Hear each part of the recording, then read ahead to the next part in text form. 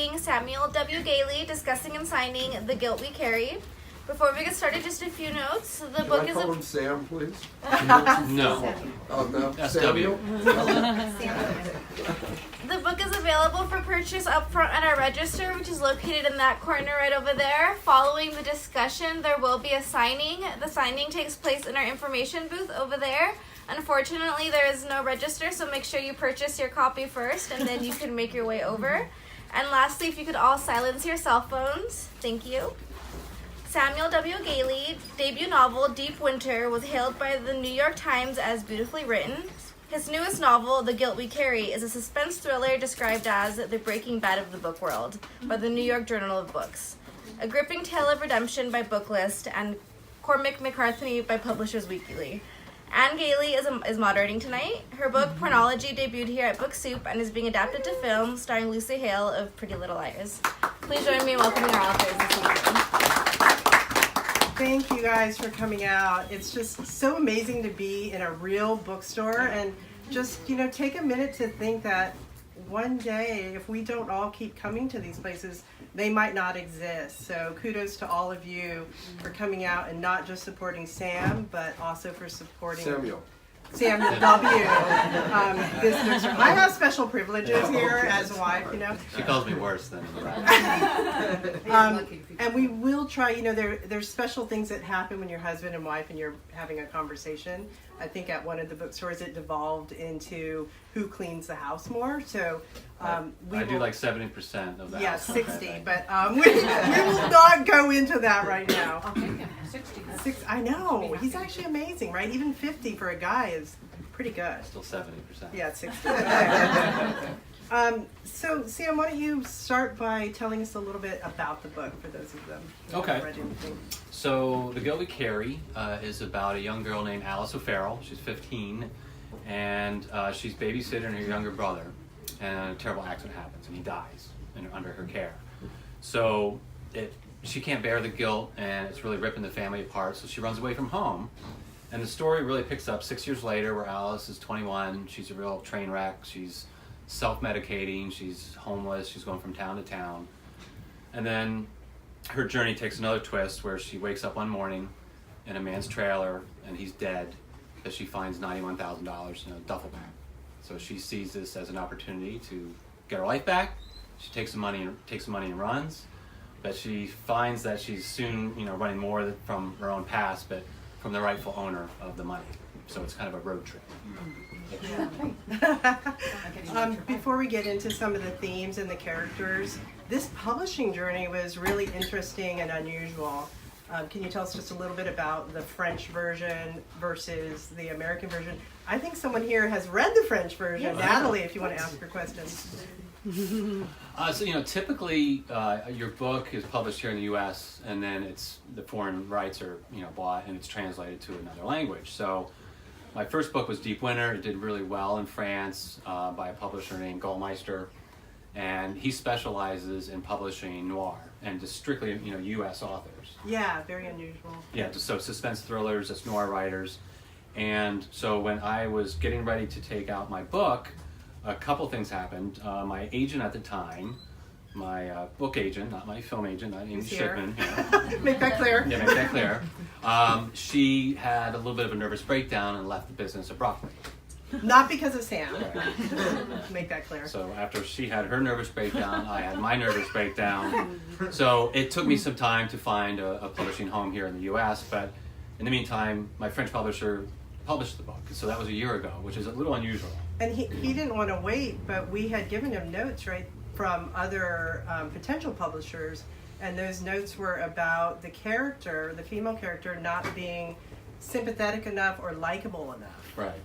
Because Alice, she's a little rough around the edges, so I think if I had written as a male protagonist, it would be accepted that, it's okay if a male is not likable in a book or a movie, but there's a little bit of a double standard. So if some of the U.S. publishers and editors were like, well, we need to make her a little bit more likable. But the French didn't care. Yeah, they were like, no, we don't care about that at all. Go with it, yeah. There were some other cultural differences between the French and the U.S. in terms of style and the notes you got. Oh, it's like the titles. Yeah, titles and character names. So the French version, instead of chapter 1 through 37, I had what I thought was very clever, little chapter titles, like "Oh Superman" or "The Big Gone" or just things like that. I thought it was very clever. And my U.S. publisher said, no, we just want, chapters 1 through 37. And also with the French version, a few of my characters, I didn't give them names, I just gave them nicknames. For instance, I have my villain, he's a man of short stature, so I called him the Man-Child. And there's another character that joins Alice on her journey. She's always chewing bubblegum, so I just called her Bubblegum. And the French loved it. They kind of like that stylized thing. But when it came to the U.S., they wanted... Actually, my U.S. publisher said, would you consider giving these characters real names? Which I thought was kind of like a throwaway note. I was like, well, it doesn't really matter. But she said, well, I think it might give them more depth. And so I did. I embraced it. I gave the man-child became Sinclair. And Bubblegum became Delilah. And as I was rewriting my U.S. version, it really gave them a lot more, depth, I think, and I was a lot more invested in them. They became real characters to me. So I think the difference between the American version and the French is that the American is a little bit more grounded, and the French version is more stylized. Yeah. And they like that, and it's just a little hipper in some ways. Yeah. There were also some changes that you made that you regret. Can you tell us about some of those? With the U.S. version? Yeah. Well, there's one I do have some regrets about. It's one of the characters that Alice meets along the way is he's from North Carolina. He's an older guy. He's a racist. And Delilah, the girl that Alice is traveling with, she's half Caucasian and half African American. And this character refers her to as the N-word. And my publisher said, well, I'm afraid that readers might not like that, or reviewers are going to get caught up on that. And so I changed it. I took it out. But, to me it was, these are people that, it's real. This is what that happens in our culture, whether it's in North or South. There are people that are bigoted and racist, and that's how they refer to, people of color sometimes. Yeah, and being a minority that read that scene, when he uses that word many times, it made me more nervous. And so I was very fearful for that character. Yeah. And by taking it out, it's still a great suspenseful scene, but it doesn't feel as gritty and scary as it did. So now when you guys read that, you can kind of imagine it with that word back in there. Yeah. What did you replace it with? I think I just colored. Color. C word. Yeah. Another word that he uses, yeah. Why don't you read some of the prologue for us so that we get a little bit of a feel of your main character? Okay. So this leads into the whole book, and this is about Alice. Sinclair had asked her what the sound was like, but she declined to answer. Nobody, not her parents, her therapist, not even the police, had ever posed that question before. But what would she have told them if they had? The reverberation would prove to haunt Alice for the rest of her days. Nothing unusual in the sound in and of itself. It wasn't a chilling scream or a wrenching cry or the wail of a passing ambulance. No, it wasn't anything like that. Rather, it was a simple repetitive noise echoing from far below. Something seemingly innocuous, like the pitter-patter of that night's rain, or the whirl of an air conditioner, or the hum of tires rolling upon asphalt. While this particular sound would be merely white noise to many, or a blip of irritation to some, Alice would never be able to block out the din and its fatal stamp on her memory. So Sam and I were just talking about this and how maybe, for those of you who don't know, we live on a really remote rural island now, which is very quiet. It's no traffic lights, no helicopters. It's awesome. One road, only 3,000 people. Yeah. And it seemed to have changed the nature of his writing a little, and we think it affected this character.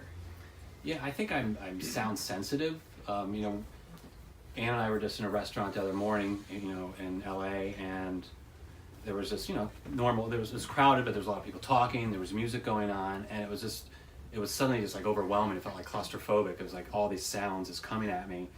So I think, just working, on orcas where it's quiet and you can actually hear wind blowing through, branches. You actually can hear when there's a deer, stepping near your house. It's that quiet. Right. So I think I'm very sound sensitive, and this character is very attuned to that, and I used a lot of sounds throughout the book. I think rather than maybe smell, other senses, I was really drawn to sound. Yeah, even music cues. There's Right. a lot more music cues in this. How many people here are writers, screenplay writers, or novelists, or want to be one day? Ray Ramos? Oh, come on, it's LA. Oh. There's gotta be. Because, we always tell people when you're writing a character, just like real people, most people sort of experience the world through one of their senses more than all the rest. So whether it's some people go in a room and they smell scents, and other people are visual like me, and Sam is definitely auditory. Yeah. I took him to Gailey the other night, and yeah. there was like 18 million people and a mariachi band, and he was freaking out. So never take him to a place like that. I need to go to like a monastery or something like that. Which we have, yeah. So let's talk about how you write your characters and the kinds of characters you like. They typically make bad choices. Right. Actually, I think Michael McClary bought me a T-shirt that said, "Bad choices make for good characters," which I think is really true. I like to read stories where characters just make really bad choices, and I like the characters to just dig themselves in this hole, and so the reader wonders like, how are they going to get out of this mess? And that's the kind of book that I like to read, and those are the kind of characters that I'm drawn to, I think. And your characters often have some kind of addiction. Typically, they're alcoholics. So on top of just making normal bad Right. decisions, it's fueled Right. by alcohol, which complicates matters. Well, addiction's something I write about in both of my, this book, my first one, and my next one. It's just, it resonates with me. I have a lot of addiction in my family, and I've grappled with it. So I think it's a little bit, therapeutic for me just to write it. It's, and I think with addiction, whether it touches you directly, I think we all know someone that struggles with addiction. So I think it resonates with most people.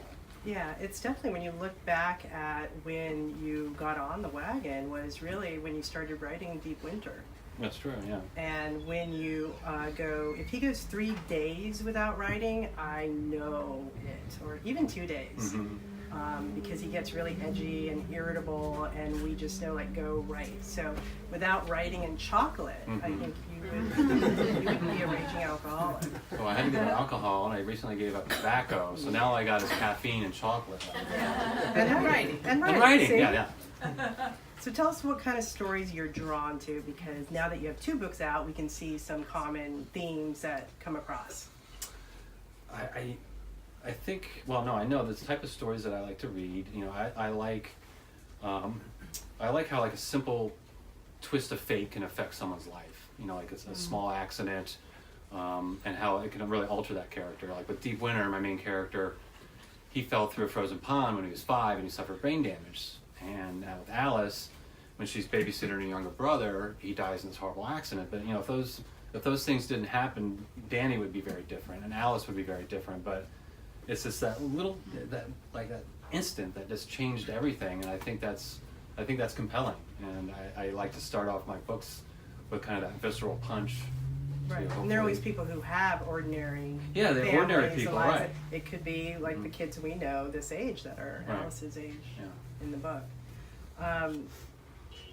Sinclair, you have a really interesting bad guy. I'm really compelled by him. It's such a relief to read a suspense thriller where the bad guy is not always lewdly checking out the female protagonist, and there's not always that threat of a rape or assault, hanging over them. It's always in that genre. Mm-hmm. So this guy doesn't have that, and I think critics are responding to him too, because he's really unusual. So can you tell us the inspiration? And Well, yeah, Sinclair, he stopped growing when he was 12, so he's very short of stature, and it was partially inspired by Anne's sister, who had this hormone issue where she stopped growing, I think when she was 9. And when I was, creating a villain for this, I wanted something different. And I have like a rich backstory, because I think to have an interesting villain, they just can't be evil for evil's sake. They're not just born evil. I think Sinclair had a very disturbing childhood. He struggled, so I think that gives him a little more depth and maybe a little more sympathy or empathy to, have a character like that. Do you want to read a section of Sinclair, or what? Maybe you can, okay. Anne reads better than I do. I can write the words, she can read the words. He gives me the hard ones to read, where the big words are, like that. But all right, so from here Yeah. to there, right? Yeah. All right. When the doctors informed them that their son had stopped growing, his parents took this information in stride. If anything, both his mother and father were fascinated by their son's limited size. Their education, their profession, their passion was a study of the human mind. His parents were far more interested in analyzing the brain than the machinations of the body. They seemed to accept, even embrace, their son's physical limitations, focusing instead on his intellectual potential, which they believed would be greater than average due to his bodily deficits. They treated him like a human case study, pushing him to challenge himself, forcing him to compensate for his growth retardation, and all the while observing him like a guinea pig. He was not allowed to participate in frivolous activities like organized team sports or general roughhousing or playing outdoors. They rarely let him watch television. Silly board games that did not promote intellectual growth were prohibited. Instead, discussions of substance became daily activity. His parents were relentless, demanding. Their son had the benefit of their psychological skills and influence, and they knew he was destined for greatness. Sinclair hated them for what they did and didn't do. He knew that if his parents were still living today, they would be mortified by the occupation he chose. They would wonder how their only son, educated in an Ivy League school and groomed to accomplish anything, could turn his back to becoming someone important and a valuable member of society, a doctor, a scientist, maybe even a politician. But Sinclair knew that even if he dedicated himself to work in one of those fields, he would never be truly respected or accepted.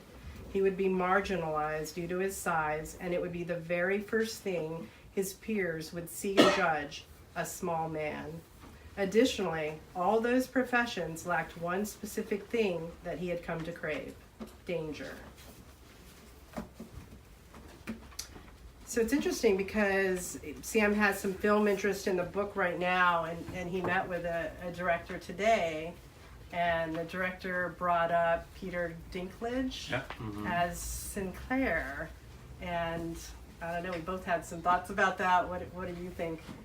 Well, I mean, It's an obvious choice, but yeah, I mean, as written, Sinclair, he's not a dwarf, he's just small stature, he stopped growing. He's proportional. So that's, in my head, that's what I visualize, but I guess commercially I could see a director wanting to cast someone like that. But yeah, that's not exactly what I was thinking. yeah, it definitely changes that. Yeah. Why don't you tell us a little... I lost my notes when I did that.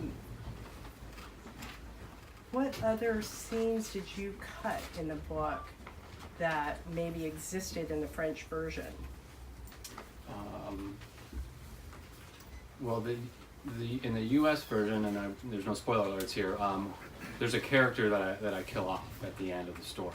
And when I put the book down, when I was trying to get a home here in the U.S., and when I got back into it, as I was rewriting, I felt like that death wasn't necessary anymore, and it didn't necessarily. I think it would be harder to forgive Alice, because Alice, she intersects a lot of people's lives, and I didn't think that death actually helped her journey at all. So I changed that.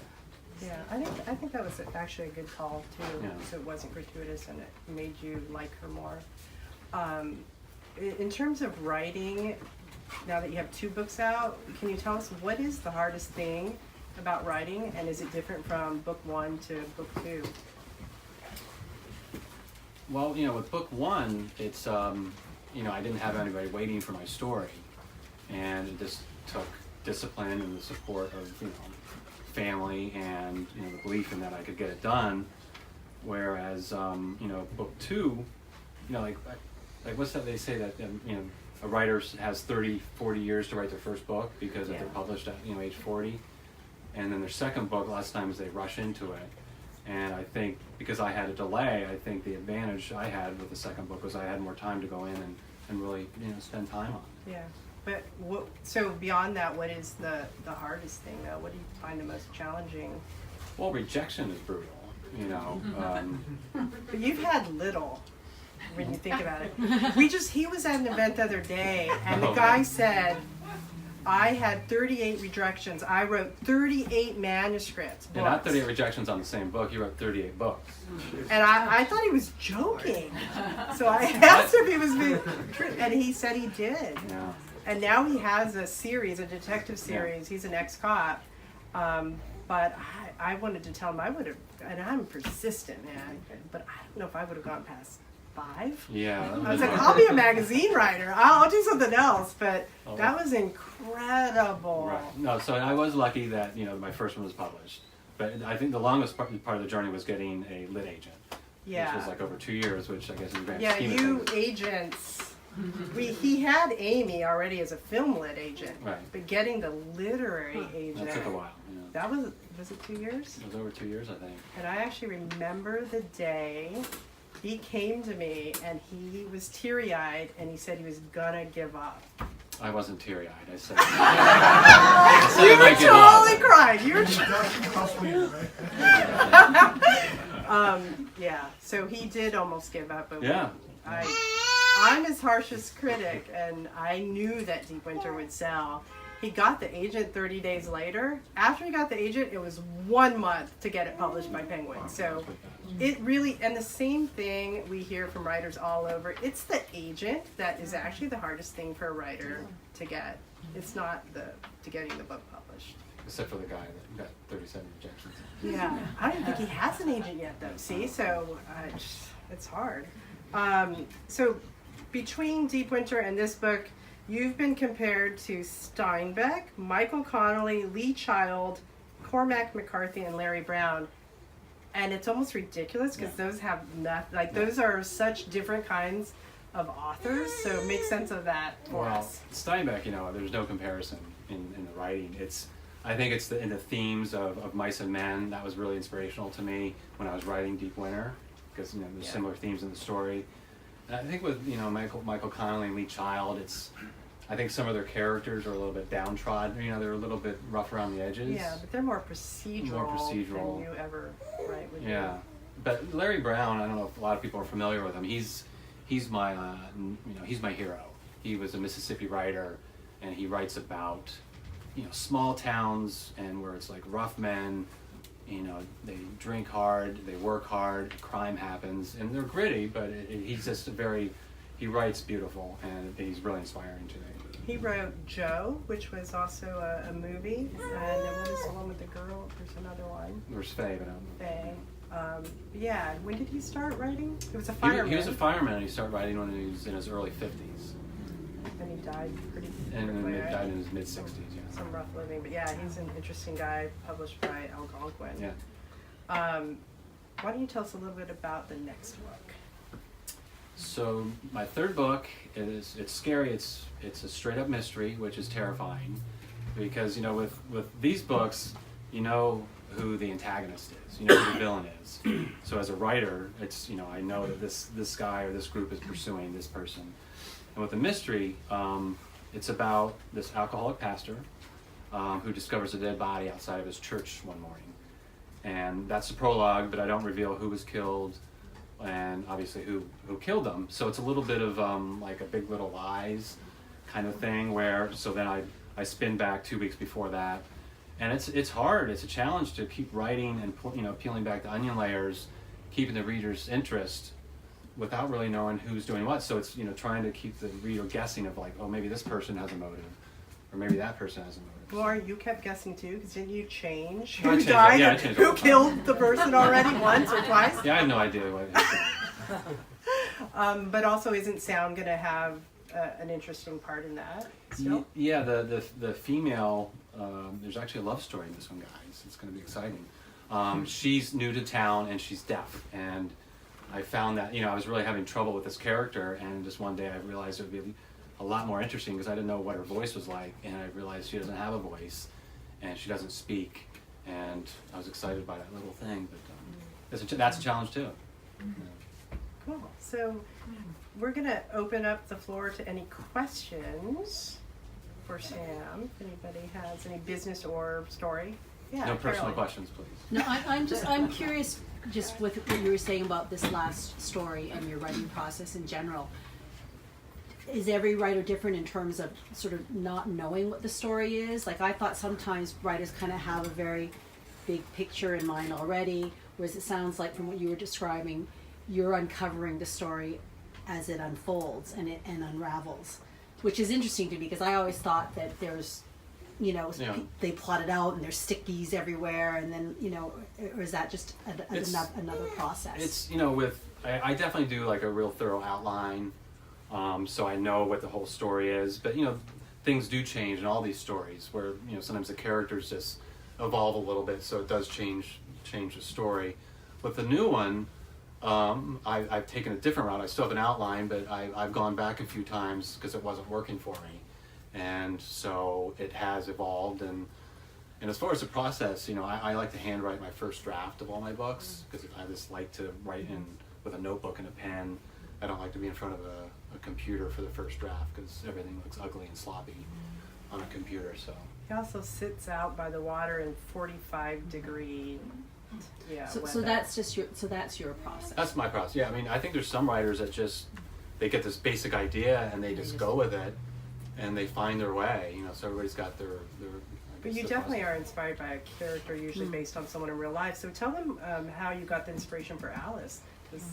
Oh, yeah. So, my daughter, Gray, went to WeHo here, and a few of you might know that. And so, driving up, San Vicente, I remember one day I saw this homeless girl. She was probably maybe 17, 16, and she just really stood out. She just, because you see a lot of homeless in the area, but this young girl just lost, and she stuck in my head, thinking how did this kid get here? What turned? It's not like she wanted to be here, and I think that just got the ideas percolating, and that's how Alice evolved. She was a young kid that came from parents somewhere, and for whatever reason is on the street, and it was sad, and so that was the inspiration for Alice. But back to that outlining question, when he was at this event on the weekend, there were some of these writers who have these series who said they don't outline, and one of them only does basically a draft and a half. He says he doesn't like to revise his work, which... And so he asked Sam how many times he I rewrite that book, 20, 30 times before it even gets to, my publisher, my agent. Yeah. Those guys write serials too, and I think authors who write serials have to put them out. It's like every 10, 12 months. Yeah, that's fast. Just one more question. Do you ever write with the film in mind? Not a film in mind. I guess this because I did do some, wrote some television, and I wrote some features. I think we think visually. So with Deep Winter, especially, I think that's, to me, the pacing is very cinematic. So I definitely visual. I'll often think of an actor as I'm writing, who inspires me, so I can really, tap into how they move, how they speak. And I think we do that when we get stuck, on this last one, the new one that he's working on right now. When I was reading it, I felt like the character was kind of going all over the place in terms of his language and dialogue. Sometimes he sounded like he was 70, and sometimes he sounded like he was 35. And so we had Sam pick someone who was Jake Gyllenhaal. If he's available for my next book, that would be awesome. So now we have someone we can both like a reference. picture and what words would come out of his mouth and his movements, so we can be on the same page, helping each other too. And then we'll do that with my work as well. Yeah. T. Hey, you said something interesting to me. Maybe it's not interesting to anyone else. but as a person who's made a lot of wrong choices in his life, you're talking about you're intrigued by those characters. I'm not an addictive person, but I've heard my friends who have. They'll say you change when things it's more painful to stay with the way you are than it is to change, right? But when you make bad choices and you have to dig yourself out with your characters, what do you see as the motivation? Is it a motivation by circumstances, or do you just say, I'm gonna change?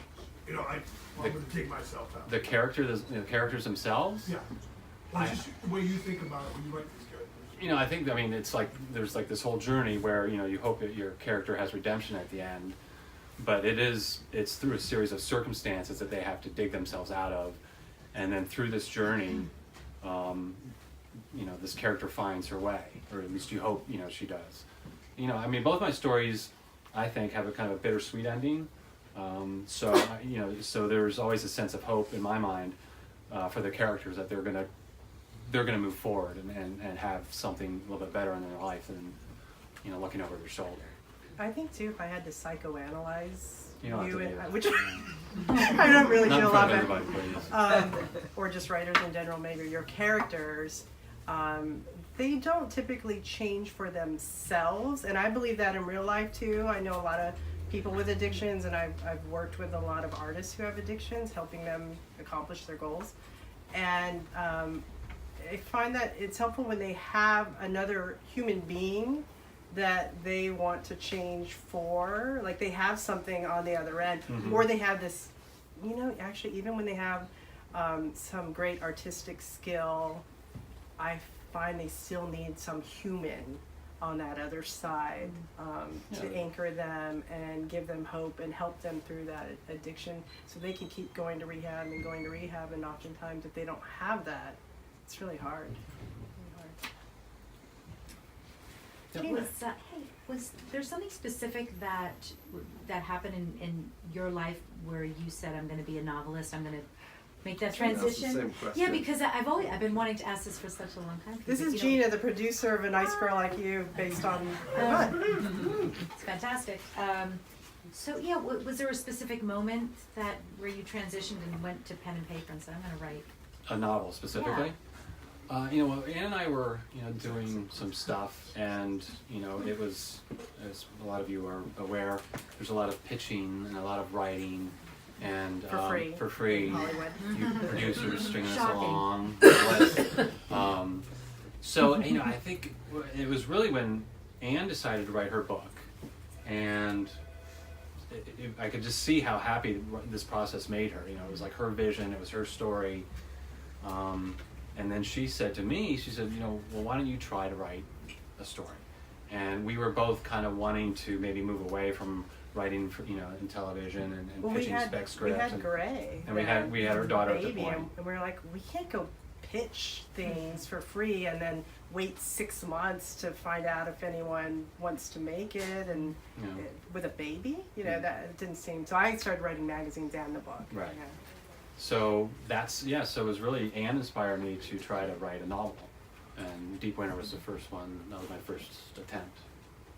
And the process, I love writing books, because the process, it's your vision, your voice. You work with an editor. He or she might give you some notes, but they don't want to reinvent it. They're not worried about casting and all this, those kind of things. It's really about, they fell in love with this story, this book.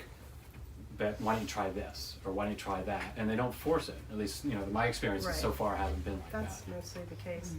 Whereas with a screenplay, we wrote for a crappy TV show once, but we liked our script, and the script actually won awards. But when we saw it made, we didn't even tell any friends. It was so bad because not only did they make some different writing choices, and the story had to change because the show was going to get canceled, so they rewrote it themselves. The acting was, so there were so many layers of badness on top of us that we didn't care about it. So that doesn't happen in book writing. It's awesome. Anyone else? Can you show us the cover for the French version and the English version? Do you have that? I don't have the French version with me. Just curious. Well, then just tell us how different the book covers are. It's a different title, actually. Yeah, can you Yeah, in French, will you say, Qu'est-ce qu'on dit for us? How do you pronounce it? Une question de temps? Yeah, that. A question of time? So Gallmeister, you know, Sam said he only publishes American authors, but they're really great ones like Kurt Vonnegut and Larry McMurtry, David Vaughn. Yeah. He's really selective. But his book covers are generally almost all the same. That it's not about the art. Yeah. So everyone's books look like this, but with a small picture and a title, and the color's always the same. It's always black until it goes to like a paperback printing. So he has a series. Yeah, he does. people really trust him, and in France, tell them how the bookstores work there. It's awesome. Yeah. Or I'll tell them. Yeah, go ahead. So in France, they limit how much Amazon can sell books. So it might only be 10%. 3%. 3%. It's really low. So you're kind of forced to go to your bookstores. They cap Amazon. So the bookstores can survive, and the publishers work with them really closely and directly. So they'll have authors like Sam come over for their books, and they will take them, with a translator in his case, to all these bookstores over a period of 10, 14 days. And then the bookstore owner will actually spend a ton of time with the author. They always take them to dinner. It's always a 4-hour dinner, afterwards. And it's real personalized. I hope you were drinking then. He's not. I know. No. Turning down wine at French dinner. You have a lot of cheese at least, I hope. I had a lot of cheese and chocolate. And chocolate. Yeah. Okay. Yeah. Larry. Yeah, I'm going to go back to the question of, somebody asked a question and went to what I was thinking, where your ideas come from. And you talked about driving down the street and seeing the squirrel.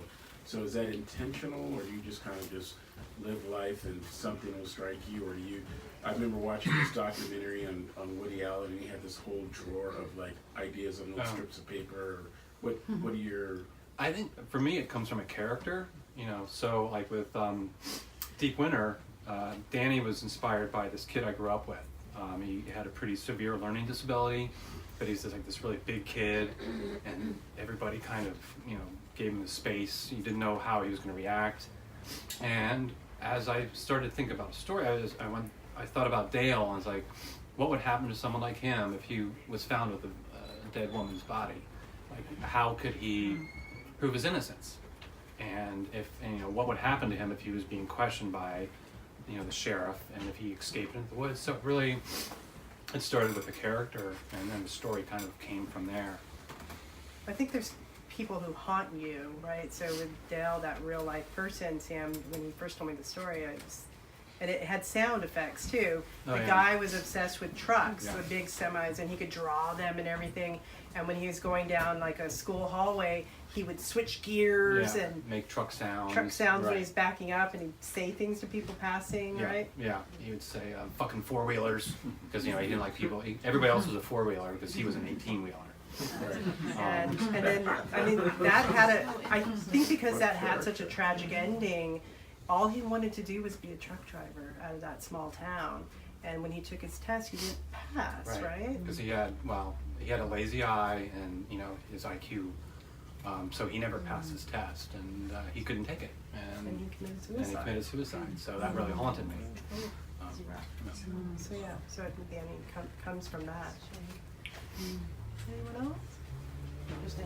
Rich. Okay, I got here a little bit late, so excuse me. Want me to start over? Yeah, well, Okay. He has a newborn baby, it's all right. Two-part question. Uh-oh. So Deep Winter, is it going to production as a film? Not right as of yet. Okay. So we're still working on that one. Gotcha. Question 2, did I hear that part of your process involved sitting outdoors in water in 40-degree weather? Is that what I heard? I like to write outside. I mean, once it goes below 40, then I move inside if it's raining. But yeah, I don't get cold real quickly, and I just find the cold very invigorating, and that's one reason why I moved to a remote island. But not in water. He said. Yeah, not in water. No, not in water. Maybe near water. Looking at water. Yeah, looking at water. I had a rowboat I got that he's now taken from me to go crabbing. Yeah. But he attached a motor, so he's kind of cheating with the rowboat. But sometimes he has thoughts in that thing too. Anyone else? Cool. Well, right. thank you guys. Oh. Oh, wait, what? Pablo. Pablo. The writer, Pablo. Have any of your books been challenged or banned in any places, and what do you think the reasoning behind it was? Challenged by like critics. Yeah, or by parents who didn't want your books to be taught at their schools, or? Well, I mean, my books aren't taught at schools. You know, I think there are, like, Gray has some friends that want to read the books, and I tell them, you better talk to your parents first, because, you know, some of the subject is pretty heavy and dark, and I don't think it's been banned yet. No, but they have been sneaking the books, Yeah. the 13-year-old friends. So it's appropriate. It's, I I don't think know if You it's better read it first, appropriate. yeah. I thought she was a little- Yeah, I'm not sure, but you know, Did you no, Gray's really, she doesn't like horror, suspense, thriller stuff. She basically can't read any of our books. I know, right? Can't read. What about the critics that he was asking about? Like maybe some critics that have really challenged. You know, critically, I've gotten great response. I haven't gotten any negative response from mainstream critics. He doesn't have one negative on either book, but there's a woman on Goodreads who I think is going Damn you, Donna! And she picked up this book before all the stuff came out, and she didn't even, she admitted, I only read 16 pages, but I was looking for a thriller, and the scene that you guys heard him read, you know, she thought it could have been edited, so she's going to give it 2 stars. She's the only 2-star review on Goodreads. Yeah, like, oh my God, why? You guys, if you don't read the whole book, please don't review any author's book. And if you don't want to give it more than, just don't, you know, it doesn't make sense. But then when you do get those reviews, you can't help but just like, why are they writing about it? I don't know, right? Who cares? I could look at all the good reviews, but you keep going back to Donna and her stupid review. But we, both of us now, you know, deal with those people. I had one reviewer from a blogger I didn't like, and he said that my mom in the book seemed like a sitcom, and it was completely unrealistic. And my mom is like a sitcom. For those of you who know her, totally, right? So I wrote back to him, and at first I was like, oh, thank you, this is my first bad review, it makes it feel real, I love this experience. And just so you know, my mom really is like that. She's just like that. And he actually changed the review. He reread the book. I didn't ask him to. But so I think actually being open and appreciative to those people is kind of helpful. Talk to Donna. I'm going to talk to Donna. More. Yeah, it's always women who sometimes, with the men writers. Yeah. Can I piggyback off of his question? Yeah. When you were talking about, and I know you talked about it, but there's a little bit more, because I'm not a writer, the N-word. Yet. And pulling that out, seems like it would take away from the authenticity. I mean, is it, if you were an African American writer, you would leave it in, right? I mean, it's a tough. Well, you tell us. How would you feel like reading it? It takes away from. I don't because I haven't read the book yet. So Yeah. I can't say. But it seems like you need that there, right? If that's what he would say, that's what he would say. That's definitely a regret I had that I didn't fight for that. You know, maybe it's because I'm new to this publishing house. Because yes, you're right. That's authentic, and that's how they speak. And I wish I would have fought for it. So I do have that regret. But it's also a really politically charged climate. He's a white guy, you know, so I think he was being sensitive, you know. And but I more sugar-coated, I feel like. Yeah, I wish we would have kept it too. And you know, I read Junot Diaz, and he's not African American, but his Pulitzer Prize winning book has the N-word 118 times in it. So yeah. But it's also, in that sense, times are changing, Yes. and that women can now be a little bit less likable, right? Yeah. Right. As you mentioned that Alice in your first was not so likable, but now I think there's a little bit of acceptance of that edge. I think we're turning a corner a little bit. I hope. Yeah. I'm seeing that with the new networks like Hulu and Netflix. I feel like they leave more room for less stereotyped female characters who can have flaws. Right. Right? And they don't have to all look a certain age. They don't all have to have great bodies anymore. You know, it's awesome. It's really nice trend. Hopefully not a trend, but hopefully here to stay. Great. Oh. Yeah. obviously you're a successful publisher author yourself, which can't hurt for you as a writer. And I'm just curious, how has Anne helped you? Is there any particular area that you, or any particular advice she? Well, gave I would you? be walking these streets right now if it wasn't for Anne. No, Anne helps me. Sounds You like know. he was going to be a prostitute or something. I could. That's fine. Walking these streets? It's not out of the realm Well, of we're in possibility. West Hollywood. Well, I wouldn't walk these streets. I'd be. Actually, you would be really popular here. That's a good place for you to walk. No, Anne is, is so supportive. Because writing takes a long time, and without that support, it wouldn't have happened. And then Anne is also, a fantastic editor. She's blunt, but she is, she's truthful, but it makes it a better story. So yeah, I'm very lucky, very, very fortunate. And it's fun to edit this stuff, so I'm lucky too. Yeah. What is your writing schedule like? Do you set aside certain hours dedicated each day to writing? Yeah. What are those hours? I'm, definitely have routines. So I like to write in the morning. I drop off my daughter at school, so I like to write from around 8:30 to 11:30. Try to write, at least 5 days a week. But I'm also the type of writer where I can just I can grab 45 minutes here. Like Anne needs to sit down. It's like a whole chunk of 3 hours. I need 6 hours. 6 I need hours. 3 hours just to prepare my green tea and coconut pretzel and put the flowers the right way next to me. So yeah, I definitely have routines, and then I don't write in the evening or the late afternoon. My mind kind of just shuts down, like it's shutting down right now. Yeah, we'll take one last question. Okay. Anyone else have anything before we finish up? Yeah. So when they make a movie based on both of your lives, who's going to play each of you? We already know that, right? Well, they're making, I don't know if you were here in the beginning, but they just shot, these two producers right here, shot a film for my book Chronology, and it's now called A Nice Girl Like You. And it's starring Lucy Hill as me. Totally looks like me, I know. And Jackie Cruz is playing her good friend, and she's from Orange is the New Black. So they did get a Latina in, right? Right. But they couldn't find an actor to really, grab my look, so they kind of went second rate on that one, didn't they? That guy's gorgeous. You'll see. You're now Australian. It's loosely based. The screenwriter did a really great job Yeah. of making her not just a writer, because that was really a research-driven book. So she created this whole world and these character traits. She's a violinist now. So unlike me writing the book, she is someone who tries out for the symphony every year. But every year she's told that she is technically perfect but lacks passion.